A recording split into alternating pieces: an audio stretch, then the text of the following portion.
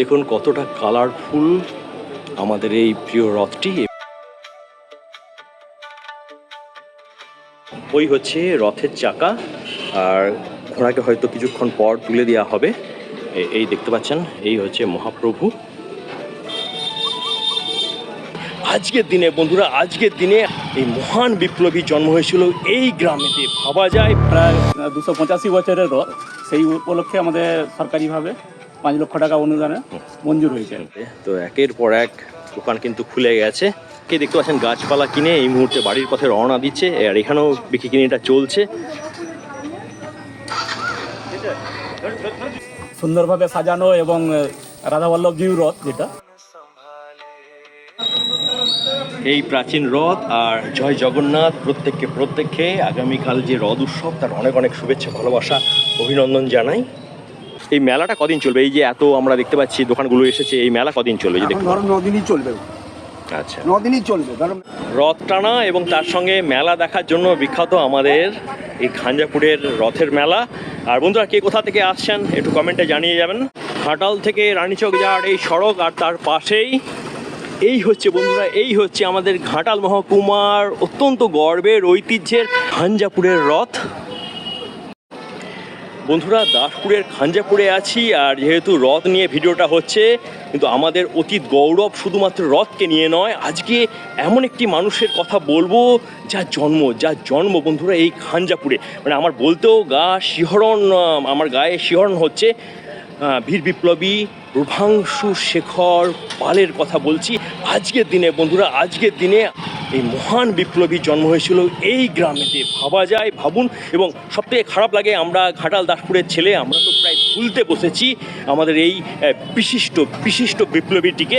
তো আজকে একটু প্রচেষ্টা ভাষা বলে বেশ ইউটিউব চ্যানেলের এই রথের মাধ্যমে আমাদের সেই বীর বিপ্লবী, বীর সংগ্রামী, বীর ব্যক্তিত্বকে তুলে ধরার। মাঝে মাঝেই বৃষ্টিপাত হচ্ছে, যদিও এখন বৃষ্টিটা থেমেছে। আর আমাদের এই রথ আপনাদেরকে দেখিয়ে দিই, বঙ্গীয় সংস্কৃতির সঙ্গে জড়িয়ে রয়েছে। দেখতে পাচ্ছেন এই কাঠের রথের যে কারুকার্য। এই হচ্ছে রথের কাছি, যেটা মনে করা হয় রথের কাছিতে টান মারলে পাপ মুক্তি ঘটে, এরকম একটা প্রচলন রয়েছে।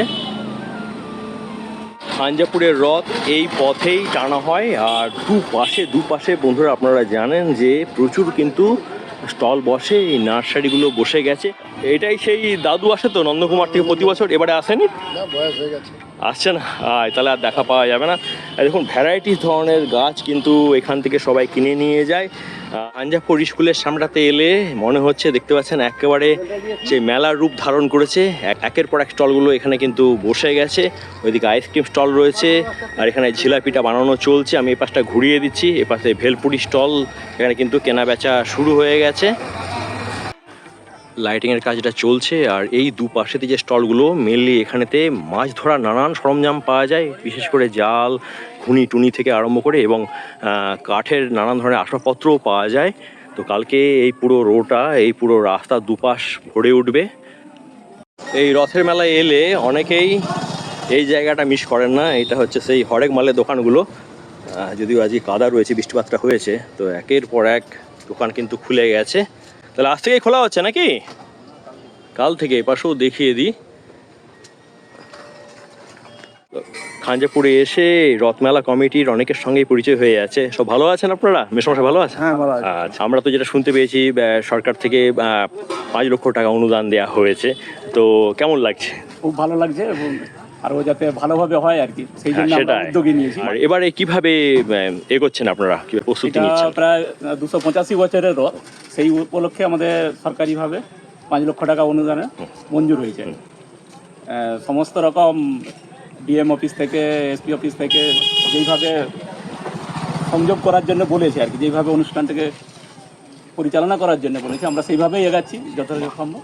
মানে প্রশাসন থেকে একটা গাইডলাইন দিয়েছে? গাইডলাইন দিয়েছে, বিডিও সাহেব এসেছিলেন, ডিএসপি এসেছিলেন, তার এখানকার যা পজিশন, কালকে সবাই আসবেন। আচ্ছা, এবারে ঘাটাল দাসপুরের মানুষজন নতুন কি পাবে এই মেলা থেকে?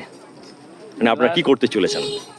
মেলার সুসজ্জিত মানে রথ, সুন্দরভাবে সাজানো এবং রাধাবল্লভজিউ রথ যেটা, এবং সুন্দর আলোকসজ্জিত হবে, এবং পরিকল্পনা মাফিক সুন্দর নামের দলের সাথে আমাদের যথাযথভাবে চেষ্টায় আছি আর কি, সুন্দর যাতে আরও সুন্দর উপলব্ধি করা যায় আর কি। জয় জগন্নাথ। জগন্নাথ। অনেক ধন্যবাদ ভাষাকলির পক্ষ থেকে। আর এই দেখুন রাস্তার পাশে পরপর একদম জিলাপি, মুগের জিলাপি নিয়ে এই দোকানগুলো একেবারে একের পর এক বসেছে। আর রথ দেখতে গেলে কে কে জিলাপি বাড়িতে নিয়ে যাবেন কমেন্টে জানাবেন।